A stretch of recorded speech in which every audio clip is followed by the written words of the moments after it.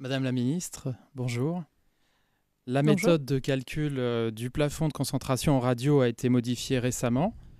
Cette décision présente un risque vital pour nos radios indépendantes, telles que Radio Scoop à Lyon, Lyon Première qu'on entendait tout à l'heure, que vous connaissez bien, qui sont des radios écoutées tous les jours par 9 millions de Français, au sein de PME qui emploient 2500 salariés, dont 500 journalistes.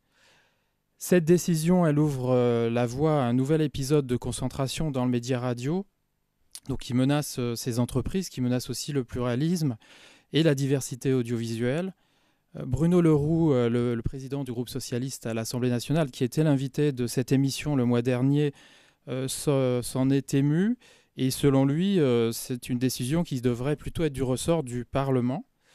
Est-ce que, Madame la Ministre, je vous le demande, le gouvernement accepte-t-il cette nouvelle menace qui pèse sur des radios issues de la libération des ondes en 1981 ?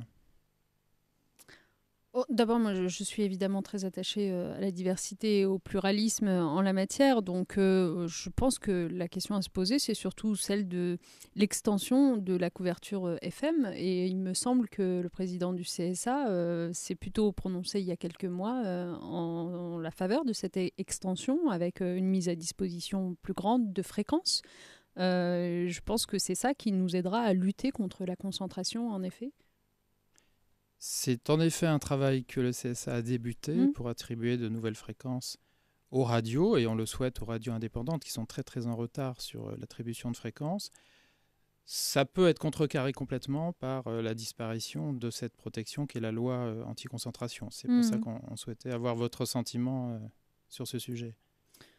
Oui, cette loi anti-concentration, elle est importante non seulement sur ce qu'elle dit, mais aussi en effet sur la procédure. C'est-à-dire qu'il revient au législateur, en effet, de s'exprimer sur ces sujets-là. Donc, s'il devait évoluer, ce sera au législateur de les faire évoluer. Merci. Merci.